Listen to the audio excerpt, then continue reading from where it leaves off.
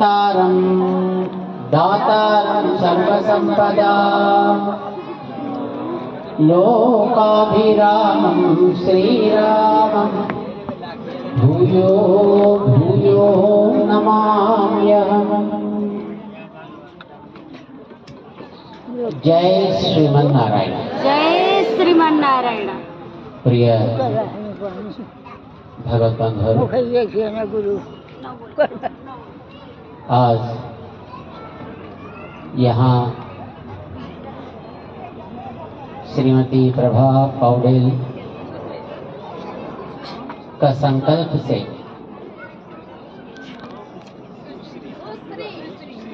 सुश्री आशी प्रभा पौडेल उन्हीं का संकल्प हो यहाँ पर कुछ धार्मिक, आध्यात्मिक और सामाजिक सेवा का स्थान बने।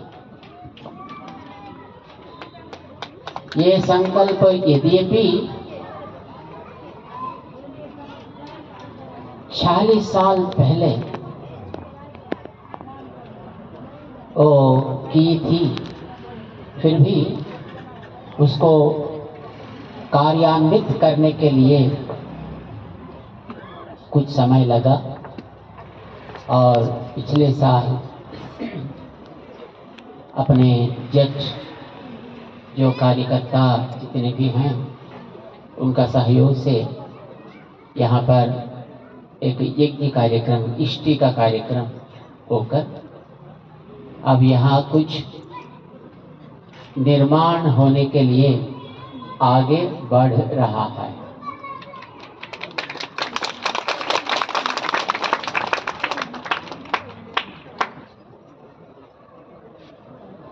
यहाँ सुश्री प्रभा जी का संकल्प है यहाँ कुछ मंदिर बने।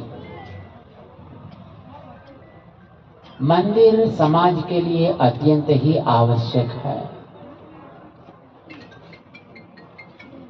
मंदिर क्या काम के लिए होना है? क्या भगवान के दर्शन के लिए, या भगवान की आराधना के लिए, या भगवान की पूजा के लिए? मंदिर का काम क्या होता है समाज में? मंदिर का प्रयोजन क्या है? मंदिर का प्रयोजन क्या अच्छा? मंदिर ऐसा एक जगह बननी चाहिए जहां से धर्म का प्रचार और एक मानव की शिक्षा का स्थान ये बनना चाहिए। ऐसा तो भगवान का जगह क्या है? भगवान किस ठाव में बसना ऊंचा है? भगवान का ठाव के हो?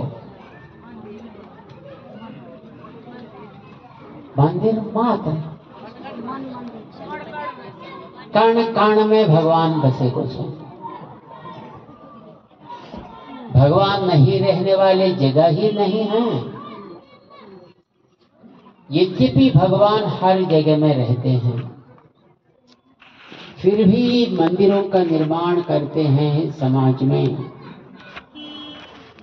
वो तो केवल भगवान का दर्शन के लिए नहीं हो सकता, और कुछ उससे भी उत्तम लक्ष्य हो सकता है। ऐसा तो आपके घरों में भी भगवान विराजते तो हैं, है ना? कितने घरों में भगवान विराजते हैं? सबका। जब सबका घर में भगवान विराजते हैं तो मंदिर अलग क्यों होना चाहिए? जब अलग विराजना होता है तब उसके घर से जो काम चलता है उससे भी कुछ विलक्षण काम ही मंदिर से चलना है, तभी तो मंदिर सार्थक बनेगा। वो क्या हो सकता है?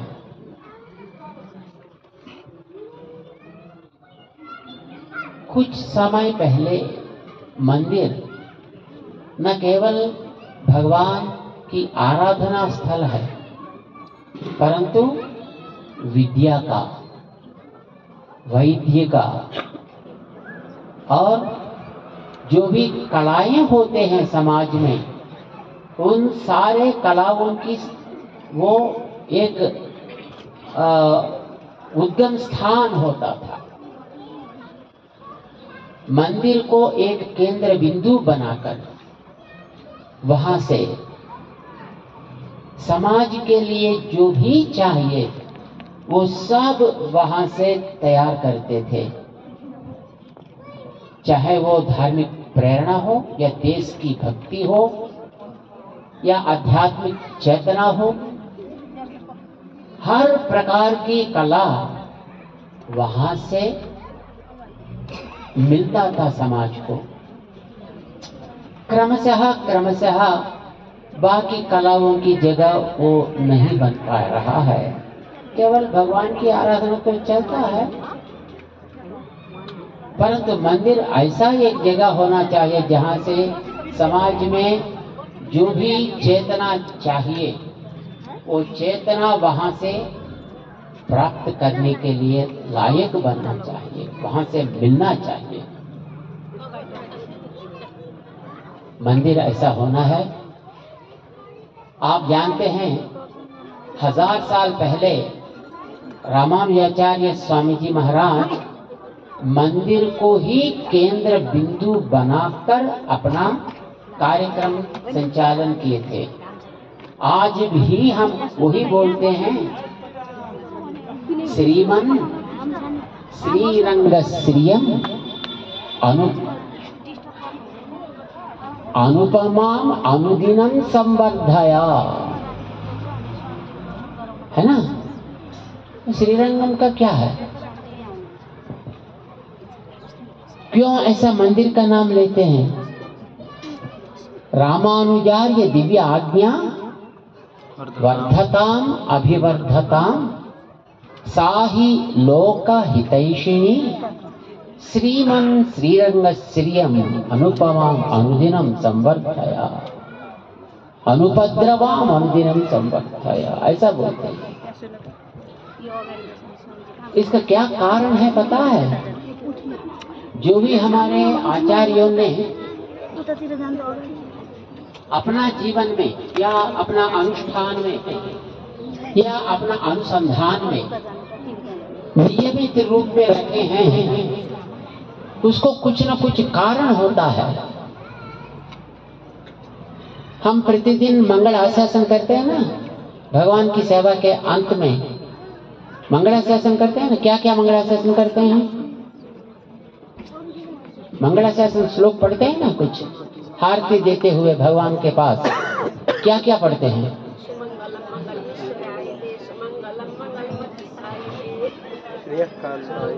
श्रेय कांताय कल्याण, और उसके बाद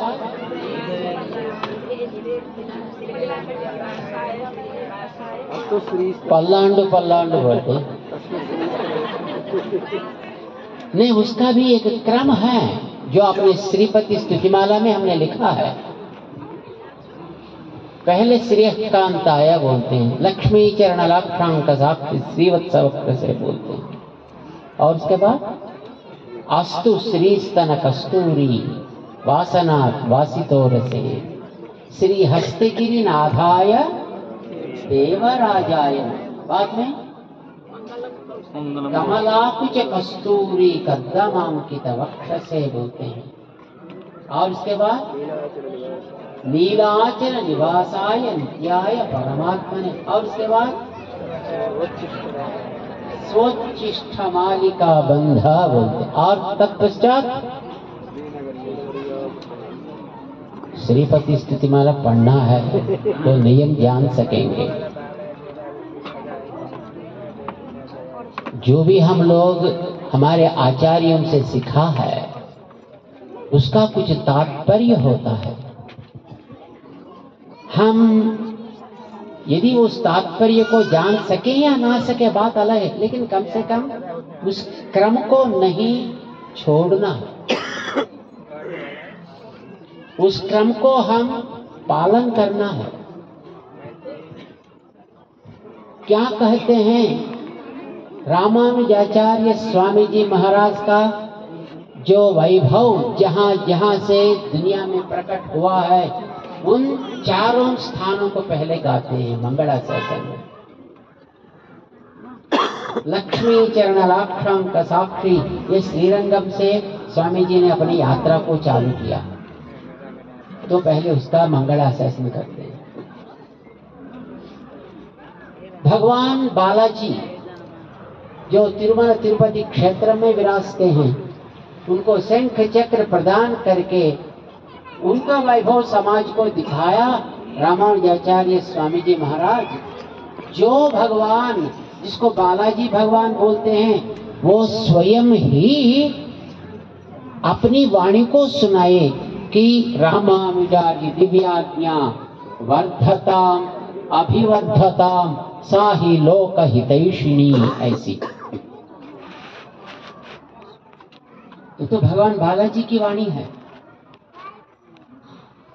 तो हम रामानुजाचार्य स्वामी जी का संबंध रहने वाले तिरुपति श्रीनिवास भगवान का मंगलाशासन करते हैं।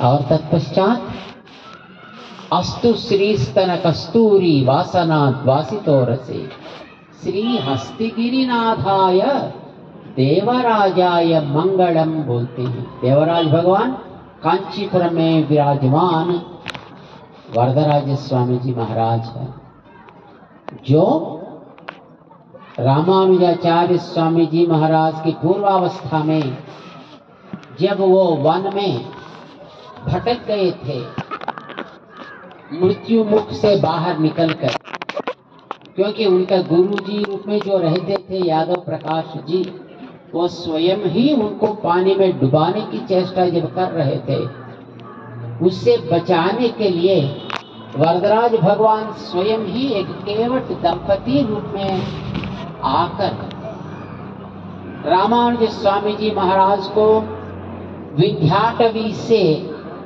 कांचीपुरम तक एक ही रात में अचानक पहुंचा दिया। उससे हम आज भी रामानुज स्वामी जी का गुणगान कर सकते हैं। तो उस वरदराज स्वामी जी भगवान का मंगलाशासन करते हैं। और उसके बाद जहां से महाराज स्वामी जी रामानुज स्वामी जी ने संसार को एकता की दिशा दिखाई, चाहे वो कोई भी हो, यदि भगवान के प्रति श्रद्धा रखता है तो उनको भगवान का दर्शन से कोई भी वंचित नहीं कर सकता है। मेलुकोटा बोलते हैं, जिसको तिरुनारायणपुरम भी बोलते हैं।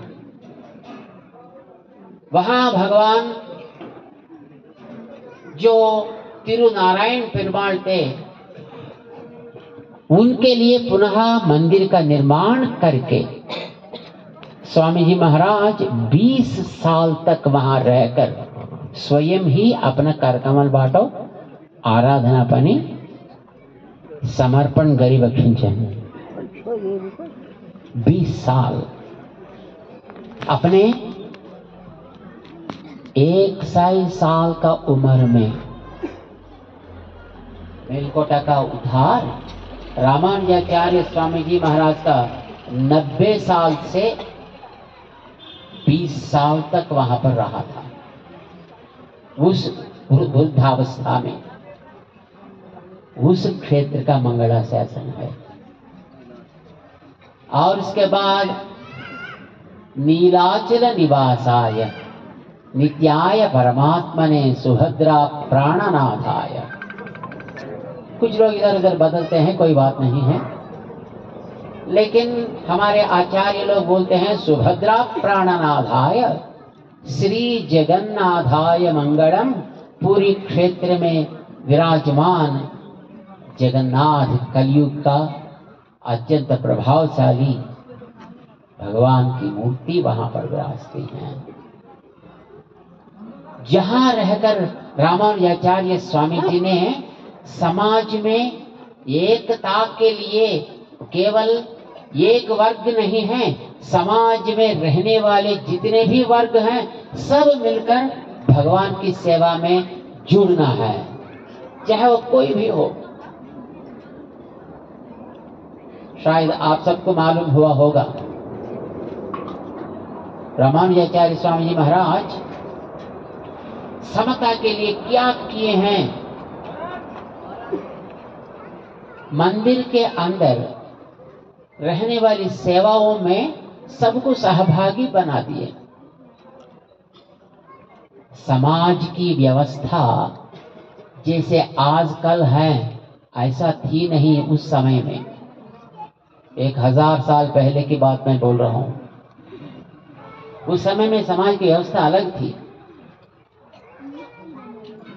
समाज को पालन करने वाला राजा भी मंदिर की आदेश से ही काम करते थे। मंदिर का महत्व उतना था उस समय में। समाज को संचालन मंदिर करता था, राजा अपने दरबार में रहकर नहीं करते थे। पता है, आजकल तो दरबार से काम चलता है ना, जो पार्लियामेंट से काम चलता है। यदि वो लोकल होता तो असेंबली से काम चलता है। असेंबली और पार्लियामेंट रहते हुए भी वहां रहने वाले जो पालक लोग होते हैं वो मंदिर का आदेश से ही धर्म की रक्षा करना,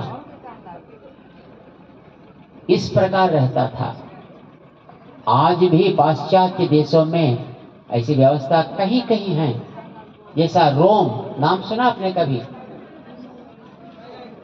रोम ऐसे एक जगह है जहां पर वैटिकन एक जगह होती है। ईसाई लोगों का वो आराधनीय स्थल है, मूल स्थान बोलते हैं। रोमन कैथोलिक बोलते हैं ना, उन लोगों के लिए वो मूल स्थान है, उसको वैटिकन बोलते हैं। वहां पर आज भी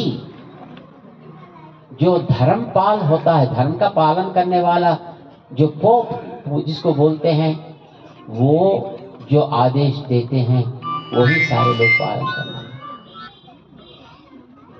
ये अपना वैदिक धर्म का नियम था, जिसको देखकर वो लोगों ने उसको अपनाया, हम लोग उसको छोड़ दिया।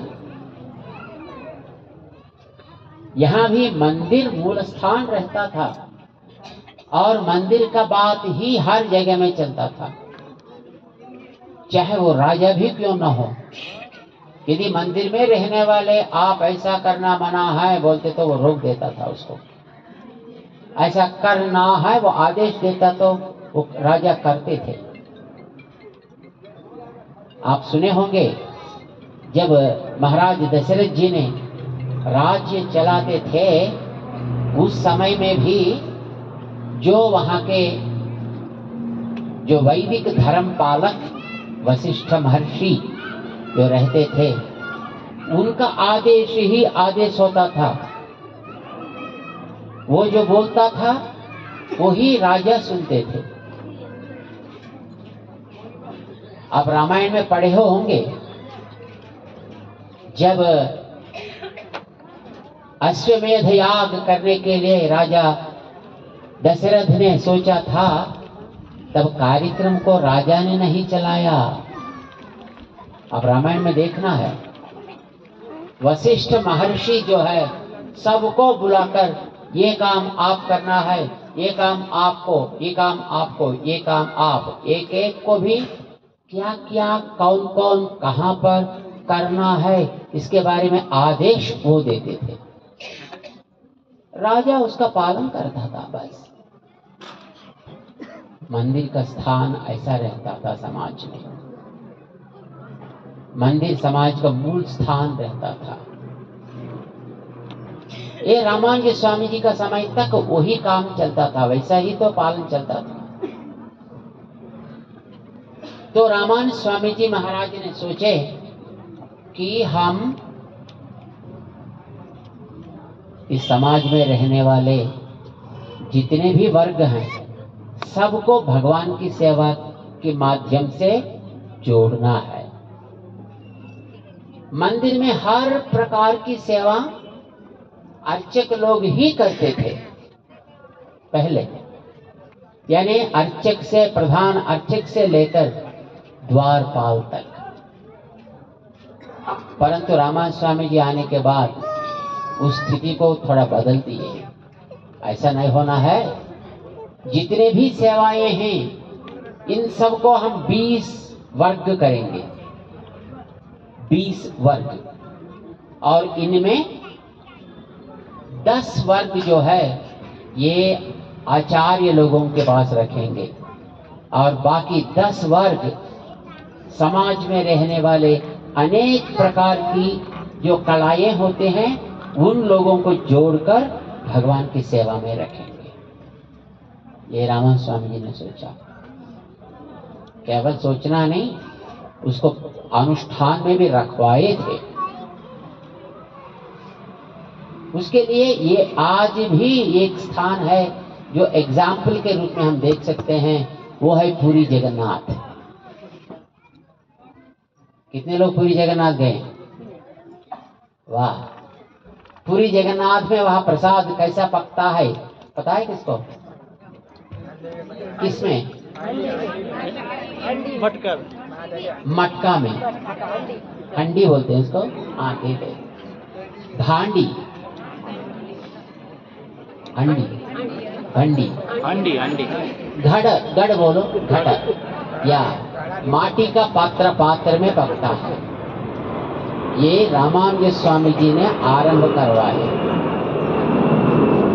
यानी समाज में रहने वाले जो, उसको क्या बोलते हैं, कुंभकार, कुम्हारा, कुमाले, हाँ, जो कुमाले, वो भी तो एक वर्ग है। वो भी अलग रहते थे, लेकिन स्वामी जी ने कहा अलग नहीं, तुम भी भगवान की सेवा में आ जाओ। सेवा में आ जाना माने क्या है? एक एक फैमिली को कुछ जगह देना है और उस जगह को वो खेती करते हुए भोजन पाना है, सेवा भगवान के लिए करनी है। उनका सेवा क्या होती है? कुंभ को बनाना, माटी का पात्र बनाना है। तो पूरी जगन्नाथ एक जगह को आप लेंगे तो समझो वहां पर 360 फैमिलीज, वो कुंभकार का फैमिलीज, कुमाले के फैमिलीज कितने हैं वहां पर? 360 फैमिलीज है ना। 360 फैमिलीज में एक एक फैमिली एक साल में जितने भी माटी का पात्र बनाते हैं वो सब मंदिर के लिए एक दिन में उपयोग करते हैं, एक दिन में। तो कितने फैमिलीज चाहिए पूरा साल चलने के लिए? 360 फैमिलीज। और उनमें कभी एक फैमिली को कुछ बुखार आया, बीमार आया तो कुछ स्पेयर, कुछ स्टेपनीज चाहिए, और उसके लिए और कुछ फैमिलीज। इतने फैमिलीज में रहने वाले लोगों को भी एक एक को एक जगह देना है। एक एक फैमिली को 20, 30, 50 एकड़ जमीन देना है। आप खेती करके खाना खाओ, कुंभ बना के भगवत सेवा में अर्पण कर दो। पूरी जगन्नाथ में आज भी वो क्रम चलता है। आज जो भी वे बनाते हैं गड़ा में बनाते हैं, ये माटी का पात्र में। वहां बड़ा रसोईया है, पहले नीचे एकदम सबसे बड़ा, और थोड़ा उससे छोटा, उसके ऊपर और छोटा, उसके ऊपर और छोटा, ऐसा 7 गड़ा रखते हैं। ऊपर सबसे रहने वाले इतना छोटा गड़ा रहता है, कुंभ। और ऊपर देखते हैं वो पका है नहीं पका है, ऊपर पक गया तो नीचे तक पक गया। ऐसा आज भी वो आदत ऐसे ही चल रहा है। ये तो आपको एक एग्जाम्पल के लिए बताया। कुंभकार का हो गया, और बाद में रथकार होता है, लोहकार होता है, स्वर्णकार होता है, दर्जी होता है, अनेक प्रकार की कलाएं होते हैं, उन सब भी भगवत सेवा में रहनी है। सब समाज में रहने वाले आपस में भगवान के सामने, भगवान के सन्निधि में मिलकर भगवत सेवा चलानी है, जिससे आपस में एक से एक मिलता है। कभी समाज में धर्म के प्रति कोई प्रतिरोध होता है, कोई धर्म के ऊपर कोई आघात होता है, तो उसको सामना करने के लिए सब मिलकर रह सकते हैं। धर्म की रक्षा ऐसी होती है। उसमें कोई नटकार होते हैं ना, नटकार माने वेश धारण करके काम चलाने वाले, उनको भी जोड़ दिए स्वामी जी महाराज ने। वो कैसा करते हैं? जब ऐसा हम लोग यहाँ पर जुड़े हैं, ऐसा भगवान के सन्निधि में लोग आकर जुड़ते हैं। प्रतिदिन कुछ न कुछ उत्सव तो होते ही रहता है। जब लोग वहां पर आए हैं, जुड़े हैं, तब पता नहीं उनमें किस प्रकार के लोग रहते हैं। ये विश्वास नहीं कर सकेंगे कि सब लोग भक्ति से ही वहां पर आए हैं। कुछ लोग परीक्षा के लिए आते होंगे, कुछ लोग ये लोग क्या कर रहे हैं देखने के लिए आते होंगे। जब इतने लोग आते हैं, कोई किसी से कुछ पॉकेट में से कुछ निकाल के ले जाने के लिए कुछ लोग आते हैं। क्या बोलते हैं ऐसे लोगों को? पॉकेट मार। हाँ ठीक है। तो ऐसे लोग भी कुछ होते हैं, या कोई विधर्मी वाले भी आते हैं कभी कभी। फिर उन लोगों को पहचानना कैसा है?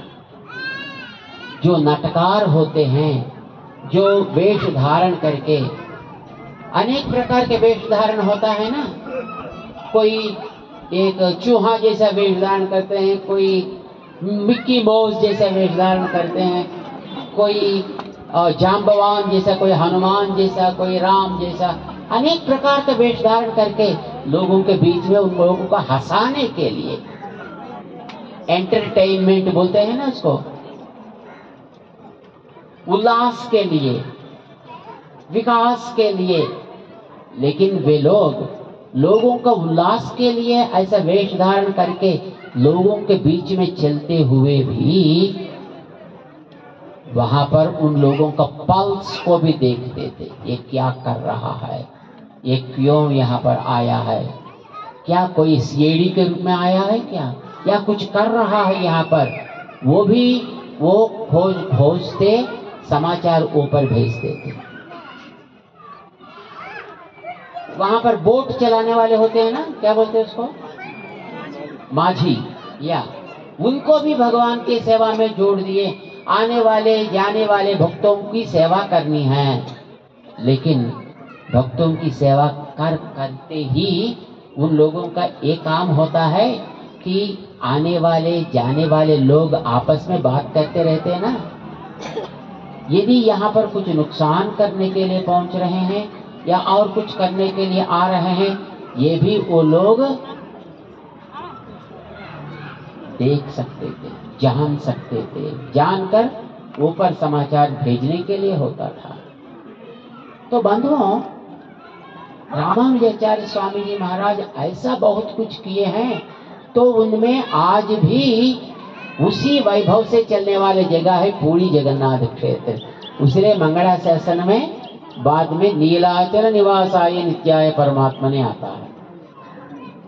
और उसके बाद ये तो बहुत प्रभावशाली बात है, रामानुजाचार्य स्वामी जी महाराज महिलाओं को अग्रासन दिए थे,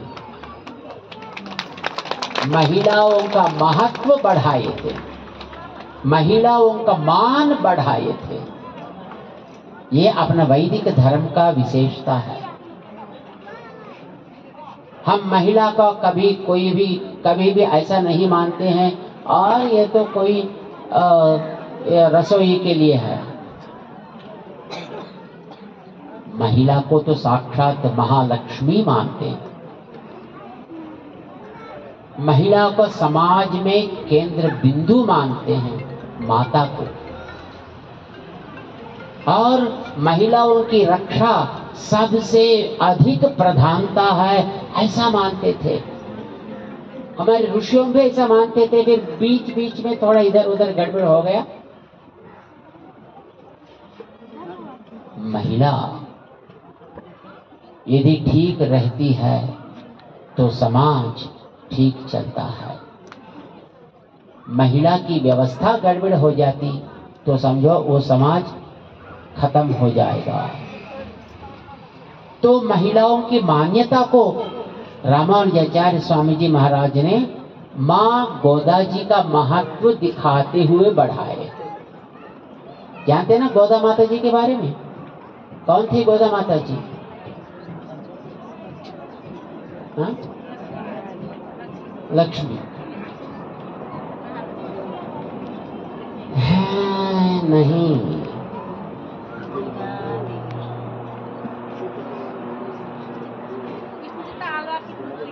मां गोदा देवी रंगनाथ भगवान की महिषी थी।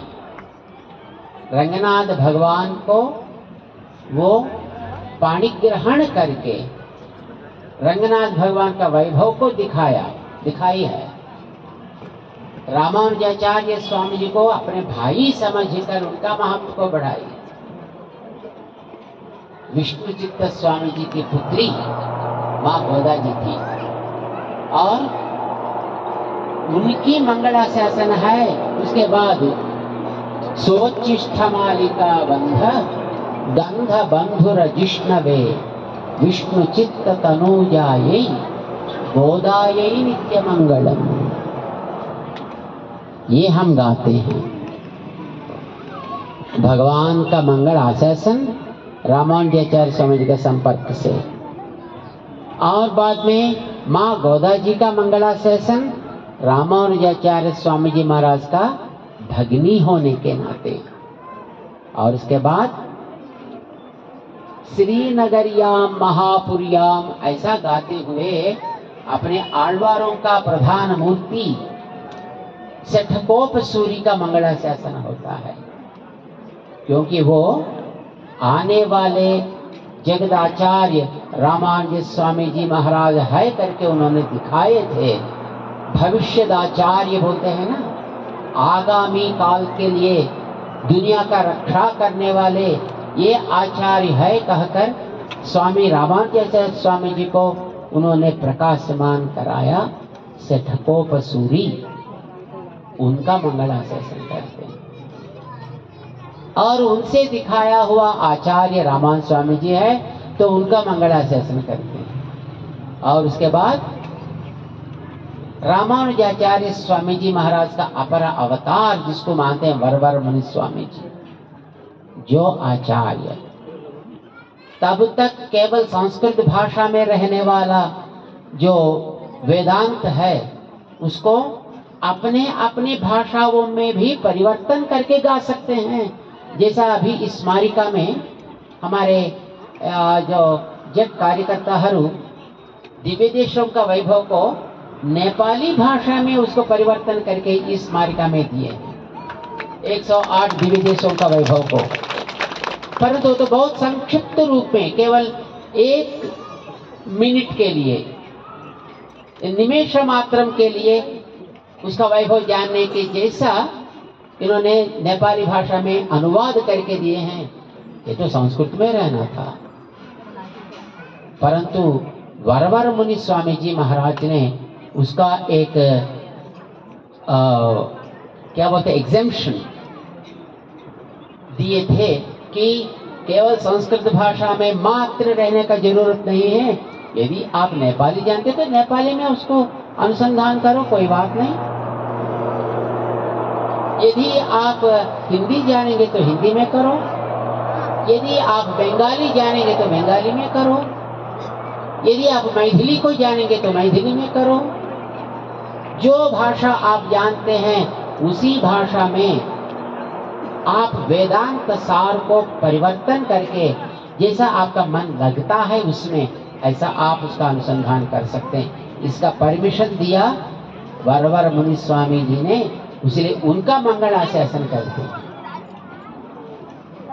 तुलामूलावतीर्णाय तोषिताखिल सूरये सौम्य जामातृ मुनये शेषाम स्यायास्तु मंगल, ये कहते हैं।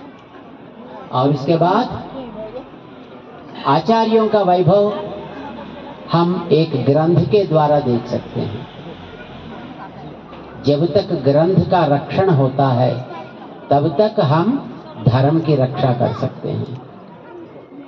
धर्म की रक्षा एक मनुष्य के ऊपर आधार नहीं होता है, ग्रंथ के ऊपर आधार होता है। जब तक ये धार्मिक ग्रंथ सुरक्षा से रहते हैं तब तक धर्म रहता है। ये भी जानकर विदर्भियों ने अपने ग्रंथों को पहले नष्ट कर दिया। जानते हैं, जब अपने देश में आक्रमण किए थे तब पहले काम क्या होता था, ग्रंथ पढ़ने वाले जो होते हैं पहले उन लोगों को मार डालो या उन लोगों को धर्म परिवर्तन करा दो, और उसके बाद ग्रंथों को पहले जला के खत्म कर दो। ऐसा करते थे क्योंकि ग्रंथ नष्ट कर दिया, आदमी ये पीढ़ी तक रहता है, अगले पीढ़ी तो भूल जाता है। आप सब जानते हैं, यहाँ से आपके फैमिली से अभी कम से कम एक फैमिली से कुछ लोग अभी अमेरिका में हैं। कितने लोग वहाँ अमेरिका में अपने फैमिली से? एक बार दिखाओ दो तो सही। हाँ, अमेरिका में या ऑस्ट्रेलिया में है ना। एक दो पीढ़ी तक वो धर्म के अवलंबी बनते हैं, फिर बाद में जब उन लोगों को वहां जाने के बाद वही ही संतान पैदा हो गया, फिर वो धर्म के बारे में बोलने के लिए मन नहीं रखते हैं। हम इसको नहीं जानते हैं, हम इसको नहीं मानते हैं, हमारी इच्छा ऐसा है। यदि हम कुछ जोर से बोलेंगे तो 911 बुलाओ, 911 पुलिस होती है, उनको बुलाओ, ऐसा बोलते हैं। हम देख रहे हैं, हम तो बारंबार वहां जाते हैं ना, तो वहां के जो यहाँ के लोग देश देश से वहां पर रहे हैं, उन लोगों को फैमिलीज में अब बहुत चिंता का विषय हो गया कि अरे हमारे बच्चों की जो व्यवस्था को कैसे सुरक्षा से रखें, इसके बारे में वो बहुत चिंतित हैं आजकल। पुस्तक जब तक सुरक्षा से नहीं रखती है, आदमी तो बदलते रहता है लेकिन ग्रंथ नहीं बदलता है। तो ग्रंथों की रक्षा करना बहुत जरूरी है बंधुओं। इसीलिए बोलते हैं कम से कम एक एक दिन एक दो श्लोक भगवत गीता को पढ़ो। एक साल में आपको भगवत गीता पूरा कंठस्थ हो जाएगा। या श्रीमद् भागवत का कम से कम एक एक अध्याय का पारायण करो, अच्छी तरह आपको भागवत का ज्ञान होगा। ग्रंथों की रक्षा अत्यंत ही आवश्यक है बंधु। हमारे बड़े स्वामी जी महाराज जब ऐसे ग्रंथों का जब एक नुकसान हुआ था, तब ही रामकृतु का आरंभ करने का अवकाश मिला। जानते हैं आप जो क्या हुआ? 1940 यानी 80 साल पहले की बात मैं कह रहा हूं, 80 साल। तब दक्षिण भारत में रहने वाला एक राजनीति वाला रामायण को जलाया, रामायण को जूते से मारा और जुलूस निकाला। ये समाचार जो है वार्ता पत्रिका में बाद में स्वामी जी देखा और मन में बहुत दुख हुआ, अरे ये तो बहुत गलत काम किया। रामायण माने ये जो सोचता है कि कोई भगवान की कहानी है। रामायण क्या होता है? किसकी कहानी है जी? राम सीता को कहानी, राम की कहानी है ना? राम कौन होता है? हाँ, नारायण का अवतार तो सब लोग हैं, हाँ? परंतु जन्म लेने के पश्चात जब तक वो धरती पे फिर रहा था तब तक राम भगवान के जैसा नहीं रहा, एक मानव जैसा रहा था, एक मनुष्य जैसा रहा था। जब सारी देवता आकर उनके सामने खड़े रहकर रावण वधा होने के बाद, हे राम आप साक्षात नारायण हैं, माँ सीता लक्ष्मी जी है, ऐसा जब बोलते हैं तब राम बहुत विनयान्वित होकर बोलते हैं, आत्मानं मानुषं मन्ये रामं दशरथात्मजम्। मैं एक पिताश्री का पुत्र हूँ, दशरथ का पुत्र हूँ, मैं मानव हूँ, मुझे मानव जैसा रहने दीजिए, मुझे भगवान मत बना दो। कौन बोलते हैं? वाल्मीकि को पढ़ना है कम से कम एक बार जीवन में। बंधो, हाँ, अवतार से पहले वो साक्षात नारायण हो सकता है, अवतार के बाद फिर नारायण हैं, लेकिन जब तक अवतार में हैं तब तक ये केवल मानव जैसा ही रहा, मानव जैसा ही किया काम जो भी करना है। क्योंकि पता है एक मानव ऐसा कर सकता है कि हर मानव ऐसा कर सकते हैं। आप भी ऐसा कर सकते हैं। ऐसा जब बोलेंगे तो हमको डर लगता है, अरे हम ऐसा कैसे रहेंगे? नहीं नहीं नहीं, वो हमारे अंदर मत रखो, उनको भगवान के रूप में रखो। भगवान तो कुछ भी कर सकता है, हम तो मानव है, हम ऐसा नहीं रह सकेंगे। तो हमको थोड़ा एस्केप होने के लिए रास्ता मिलता है।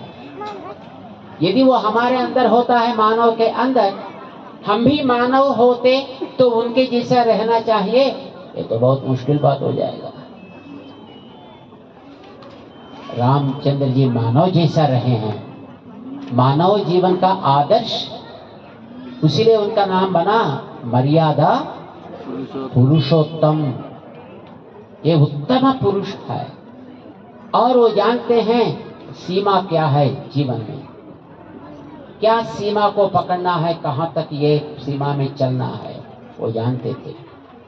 मर्यादा माने रेस्पेक्ट नहीं है, मर्यादा माने सीमा है, क्या काम कैसा करनी है, ये जानते थे। ये नहीं जानकर वो आदमी कुछ रामायण को जलाया, कुछ किया गलत काम, ये तो बहुत गलत काम हो गया। उसके लिए प्रायश्चित करना जरूरी है, लेकिन वो प्रायश्चित नहीं करेगा, इसलिए उनके लिए मैं प्रायश्चित करूंगा। स्वामी जी ने निकले थे, मद्रास गए थे, जिस रास्ते पे उन्होंने जुलूस निकाला रामायण का अपमान करते हुए, उसी रास्ते से रामायण पारायण करते हुए जुलूस निकाले। वहां के लोग सहयोग नहीं दिए और आंध्र प्रदेश के लोगों को लेके गए और उसी रास्ते पे रामायण पढ़ते पढ़ते पढ़ते कार्यक्रम चलाए और सोचे कि इतना छोटा प्रायश्चित पर्याप्त नहीं है, तो क्या करना है। ऐसे 27 दिन का कार्यक्रम एक एक करके 108 पूरा देश में करना है। जहां जहां श्री रामचंद्र का संपर्क है, वो संपर्क नेपाल में भी है रामचंद्र जी को, है ना। इसीलिए यहाँ भी वो रामकर्तु स्वामी जी ने किए हैं। जैसा हमारे कृष्णमाचार्य स्वामी जी महाराज ने बताया, 3 कार्यक्रम यहाँ भी किए थे, जनकपुरी में जहाँ जानकी जी का अवतार हुआ, और मुक्ति क्षेत्र में और देवघाट में। 3 जगह में स्वामी जी महाराज ने श्री राम महाकृतु किए थे। और ये करके फिर उनके पास गया, जिन्होंने अपमान किया उनको देखने गए थे स्वामी जी महाराज, और उन्होंने पूछा आप यहाँ क्यों आए। स्वामी जी बोलते थे हम दोनों की रिश्ता है, उसको एक बार आपको बताने के लिए आए। अरे मैं तो नास्तिक हूँ, आप तो आस्तिक है, दोनों को क्या रिश्ता होता है? अरे ये तो सिंपल है, मैं लोगों को कह रहा हूँ श्री राम श्री राम श्री राम लिखो, लेकिन मैं बोल बिना आप लोग रोज लिखते हैं। अरे मैं क्या लिखता, उन्होंने कहा था। तो स्वामी जी ने कहा देखो अब रोज दस्तखत तो करते हैं, सिग्नेचर। उनका नाम था रामस्वामी। तो दस्तखत कैसा करता है? रामस्वामी करता है। तो रोज दस्तखत करते हैं? हाँ बहुत करता हूँ। देखो मैं तो श्री राम लिखने के लिए कह रहा हूँ, अब तो रामस्वामी भी लिख रहे हैं। यदि आप जानते नहीं जानते भी कोई बात नहीं है, लेकिन आप लिख रहे हैं राम मेरा स्वामी है, राम स्वामी राम स्वामी राम स्वामी। देखो कितने भाग्यशाली हो तुम, नहीं जानकर भी राम नाम तूने लिख रहा है। उन्होंने हंसा और कहा मुझे भगवान के प्रति विश्वास नहीं है, मैं ऐसा नहीं मानता हूँ। कोई बात नहीं, क्यों विश्वास नहीं है? स्वामी जी ने पूछा, विश्वास क्यों नहीं है तुमको? स्वामी जी ऐसा भाव तो ऐसा है, मैं छोटी उम्र में बहुत भक्त था, मेरे घर में कभी चाय भी बनाए तो गणेश जी को भोग लगाते थे। गणेश जी को चाय भी भोग लगा के पीते थे। एक दिन मैंने गणेश जी का दर्शन के लिए गया, उनके ऊपर से एक कॉकरोच जा रहा था। सांगलो एवढा सांगलो जांदे छ गणेश जी का मूर्ति में। तो हमने देखते देखते रहा, अरे ये कभी उसको हटाता है क्या? लेकिन हटा नहीं रहा। मैंने बहुत देर इंतजार किया लेकिन हटाया नहीं।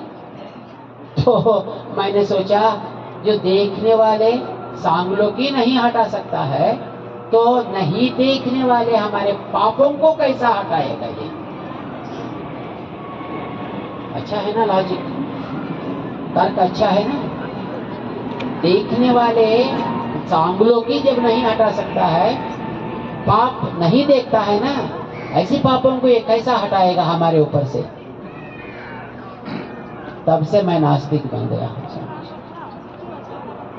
तो स्वामी जी ने हंसने लगे। स्वामी जी उन्होंने पूछा, स्वामी जी अरे स्वामी जी क्यों हंसते हो? बात ऐसा है क्या, तुमको बच्चे हैं? अरे मैं 90 साल का हूँ, मुझे बच्चे हैं, उनको भी बच्चे हैं, उनको भी बच्चे हैं। तो तुम्हारे बच्चे तुम्हारे पास आता तो क्या करता है? गोंद में लेता हूँ। ठीक है, जब उनका बच्चे होकर वो आता है तब क्या करता है? ये बच्चे को गोद में लेता है? नहीं, पोता को लेता हूँ। पोता को पोता आया समझो, तब तक तू जिंदा है समझो। जब वो पोता को प्रपोता बोलता है ना, वो प्रपोता आता है तो तब क्या करता है? तो उनको लेता हूँ गोंद में, समझो थोड़ा मूत्र विसर्जन कर दिया। बच्चे लोग है ना, हाँ बच्चे लोग ऐसे तो करते हैं, तो कोई बात नहीं है। उन्होंने कहा देखो भाई,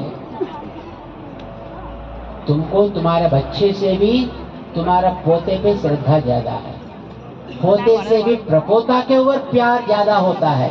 यानी जितने नीचे नीचे आते हैं उतने प्यार बढ़ते बढ़ते जाता है ना। तुम तो मानव हो, तुमको मानव ही पुत्र बनते हैं, लेकिन भगवान को हर प्राणी पुत्र होते हैं। उनका सांगलो भी पुत्र है ना।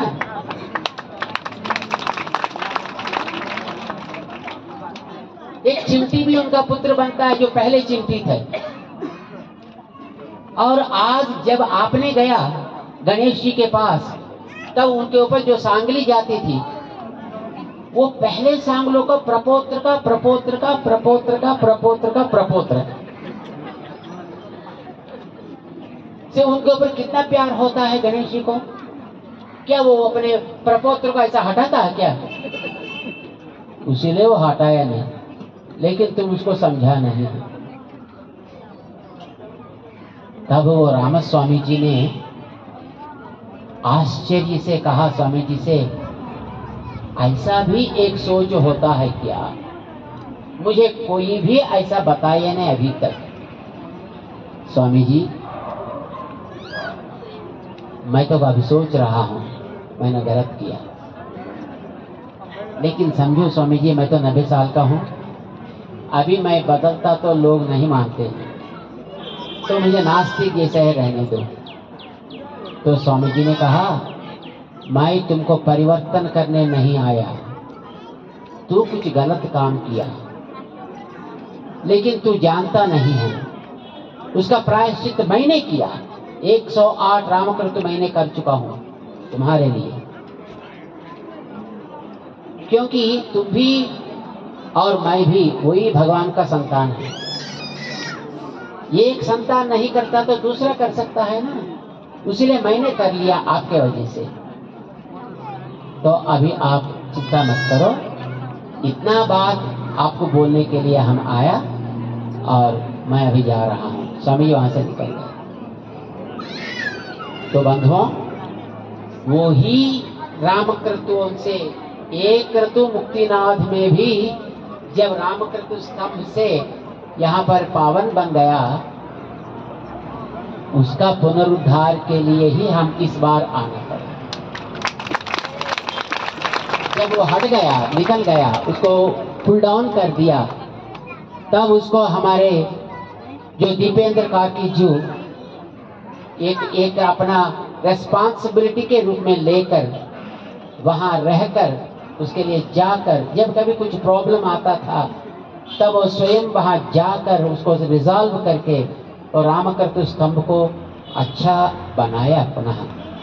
तो उसको प्रतिष्ठा भी परसों वहां पर हो गया, जिसके लिए हमने वहां पर जाना पड़ा।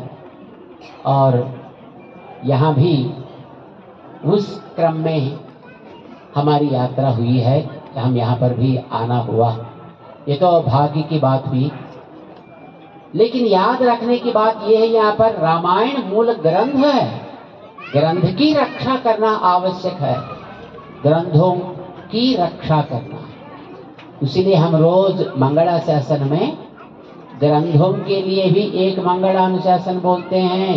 मंगलाशासन परैहि मदाचार्य पुरोगमैहि सर्वैश्च पूर्वैहि आचार्यैहि सत्कृताय अस्तु मंगलम। ये तो ग्रंथों के लिए,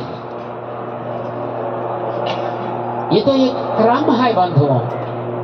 मंगलाशासन का क्रम में एक सांप्रदायिक रहस्य है। जो भी हम करते हैं, हमारे आचार्यों ने जिस क्रम को हमारे लिए दिए हैं, उसमें एक क्रम है, एक सांप्रदायिक विशेषता है, एक रहस्यमय बात होती है।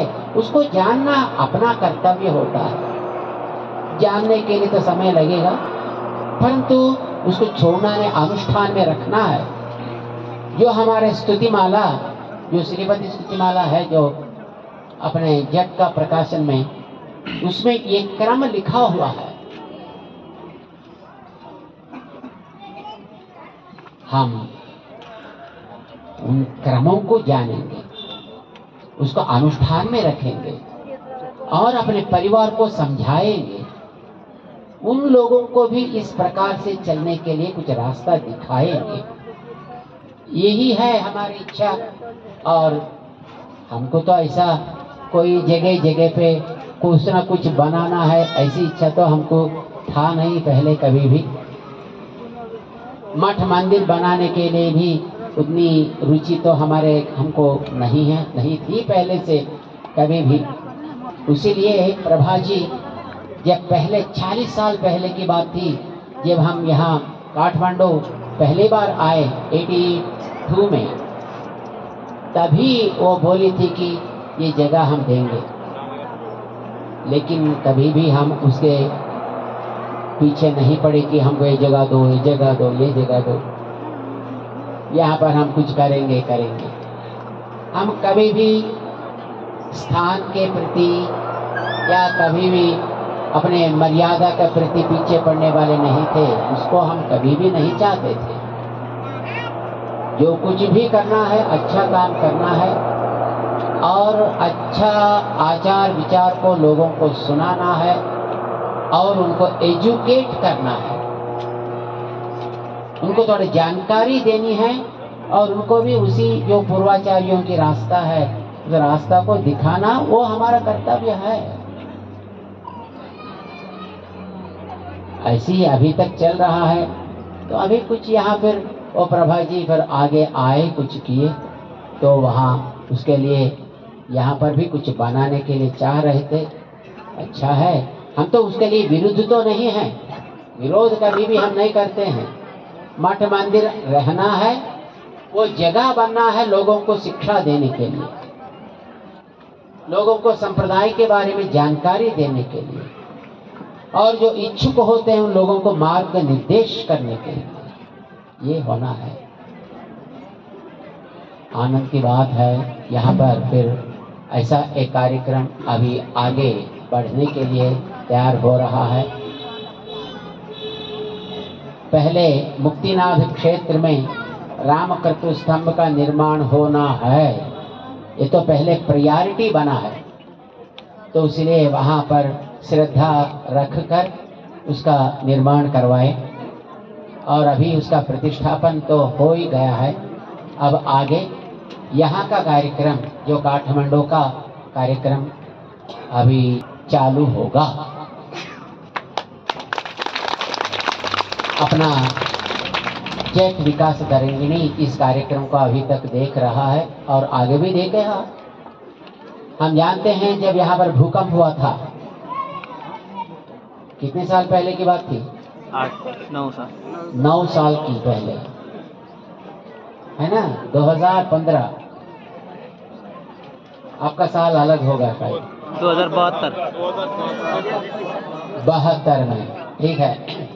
उस समय में अपना जेट विकास तरंगिणी यहाँ के लोगों को जो घर नहीं था और खाने के लिए नहीं था, पीने के लिए नहीं था, जो इधर उधर भटक गए, तब कुछ सेवा की है।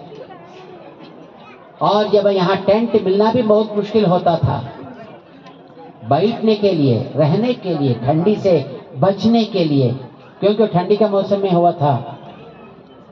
तब हैदराबाद से एक लारी पे जितने भी हो सकते हैं उतने टेंट्स वहाँ खरीद कर यहाँ तक लाए और लोगों को उसको डिस्ट्रीब्यूट भी किया। और अपने काठमांडू में जो कन्या कलाशाल, कन्या नंदी रात्रि पाठशाला जो पूरा गिर गया था, पूरा खत्म हो गया था, फिर उसको पुनरुद्धार करके वहाँ का क्लासेस भी डिजिटाइज करके, कंप्यूटराइज करके, फिर उसको उन लोगों को पढ़ाई के लिए आगे बढ़ने के लिए दे दिया। ऐसा कुछ काम करता था सेवा का। जब कभी एक आवश्यकता होती थी उस समय में अपना जेट विकास तरंगिणी केवल आध्यात्मिक कार्यक्रम मात्र करके छोड़ना नहीं, सामाजिक स्तर पे भी अपनी सेवा का अर्पण करना है। ये संकल्प से आगे बढ़ रहा था, आगे भी बढ़ेगी। और महिलाओं की स्वस्थता के लिए, क्योंकि आजकल जो कैंसर बहुत भयंकर एक व्याधि दुनिया में ज़्यादा है और अपने एशिया सबसे बड़ा है, सबसे आगे है उसमें कैंसर में। सो महिलाओं को स्वस्थता के लिए कैंसर डिटेक्शन का कैंप करते थे। यहाँ भी नेपाल में कुछ महिला उसमें शिक्षा लेकर यहाँ भी महिलाओं का कैंसर आइडेंटिफिकेशन के लिए, पहले जांच के लिए सेवा करते थे। यहाँ करीब 5-6 हजार माताओं को वो परीक्षा किए हैं। ऐसा तो 10,000। ऐसा तो फिर भारत में अब तक 27 लाख महिलाओं की सेवा की है कैंसर आइडेंटिफिकेशन के लिए। सब मुफ्त में, पैसे लेकर नहीं किया, क्योंकि जानते हैं महिला कभी भी अपने स्वस्थता के लिए पैसा खर्च नहीं करती है। करते क्या? अपने पति के लिए करते हैं, पुत्रों के लिए करते हैं, बंधुओं के लिए करते हैं, अपनी स्वस्थता की ओर ध्यान देते नहीं है कभी भी। ये माताओं का स्वभाव है, ये हम जानते हैं। लेकिन ये भी हम जानते हैं कि पुरुष को कुछ रुग्ण हो गया, कोई परवाह नहीं है, 3-4 दिन सोता है, फिर बाद में उठकर काम में जाता है। लेकिन 1 घंटे महिला अस्वस्थ होती है, सारे फैमिली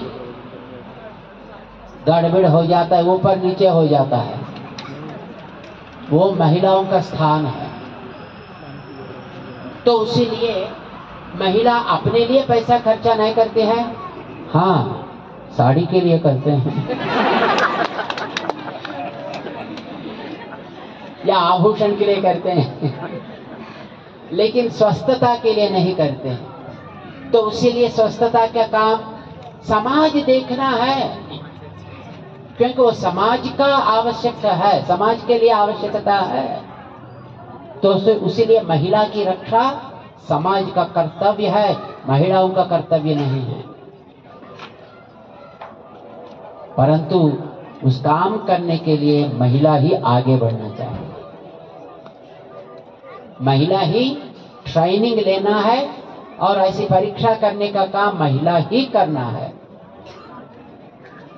ऐसा करते हुए अभी तक 27 लाख महिलाओं को मुफ्त में आरोग्य स्वस्थता की परीक्षा अभी भी चालू है भारत में।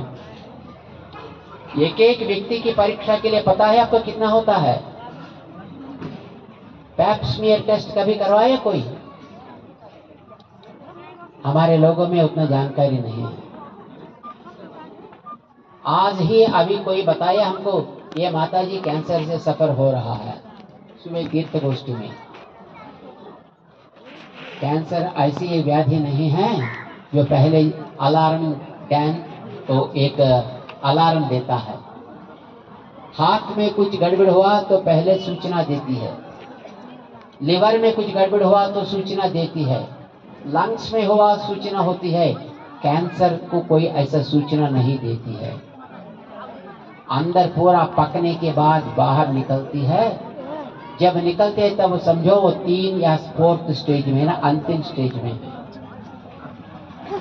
उसके पहले ही जांचकार होता तो बहुत अच्छा है, लेकिन ऐसा होने के लिए एक महिला को परीक्षा के लिए 5000 कम से कम होता है। ऐसी परीक्षा अभी तक 27 लाख लोगों को मुफ्त में अपने जेट विकास तरंगिणी किया है, कर रहा है। और बंधुओं, स्वस्थता का स्तर पे और विद्या का स्तर पे, धार्मिक स्तर पे, आध्यात्मिक स्तर पे हमारा जेट विकास तरंगिणी सेवा तो कर रही है अभी तक, और अब आगे भी ये काम होने के लिए अपना जेट विकास तरंगिणी को कुछ आगे अच्छी तरह ले जाने के लिए हम इसका अध्यक्ष स्थान में जो अभी तक जो है, जो अध्यक्ष स्थान में वो कहते हैं कि और दूसरे किसी को हम रखेंगे तो अच्छा होता है, हमारे कुमार जी बोलते हैं। तो इसीलिए हमने सोचा, और आप लोग चुन लीजिए जो अच्छा काम आगे ले जा सकता है। तो सब लोगों ने सोचा कि हमारे दीपेंद्र कार्की जी जो अभी रामकृत स्तंभ का पुनर्निर्माण करवा के प्रतिष्ठा भी करवाए, उनको अध्यक्ष स्थान पे रखें तो अच्छा होता है। तो हम आज हमारे दीपेंद्र कार्की जी को स्वागत करेंगे कि वो अपना जेट विकास तरंगिणी का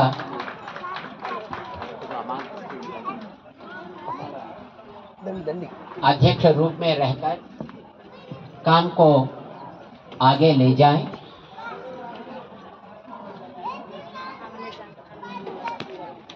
हमारे कुमार अधिकारी वो इस काम को दीपेंद्र जी आगे ले जाने के लिए अपना सहयोग करते रहेंगे।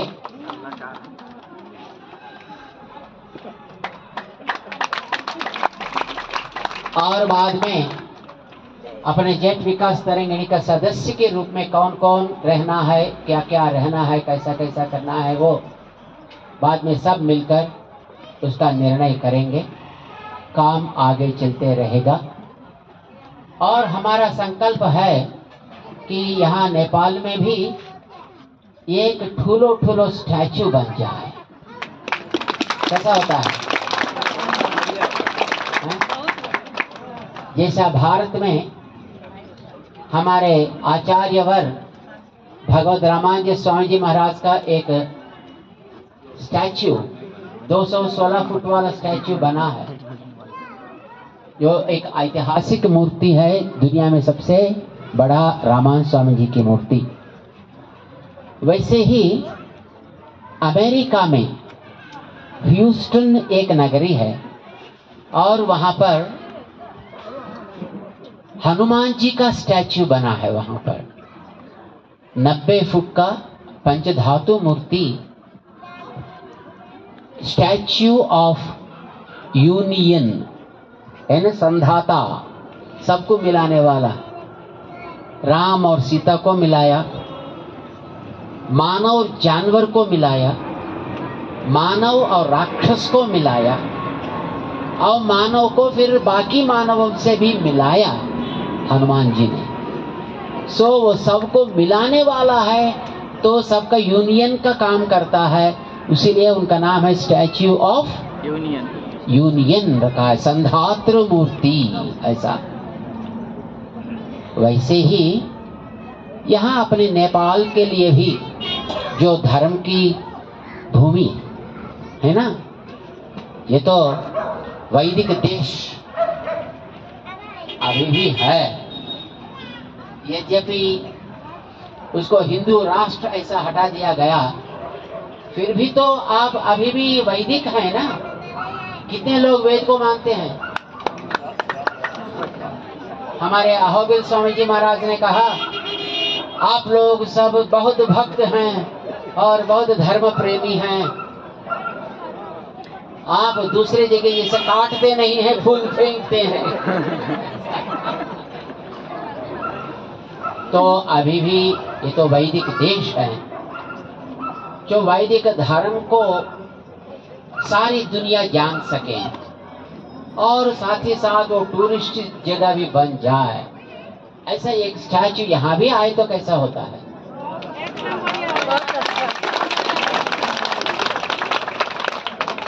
क्या स्टैचू आना है, किस प्रकार का स्टैचू आना है, वो सब आपका जो अभिप्राय है, आपकी भावना, उसको आप सब सूचना दें और उसके अनुसार यहाँ भी एक ऐसा बनाने के लिए हम सब मिलकर कोशिश करेंगे। ठीक है?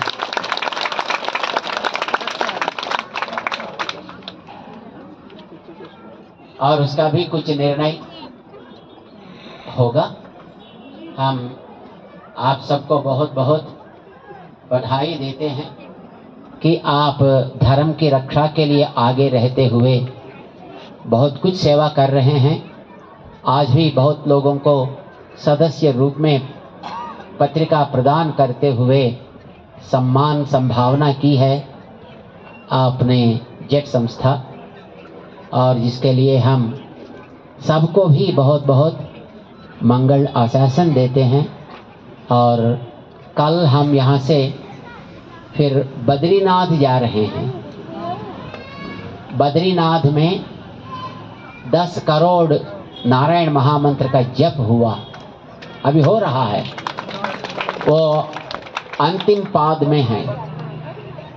और साथ ही साथ उसका दशांश यानी 1 करोड़ हवन हो रहा है।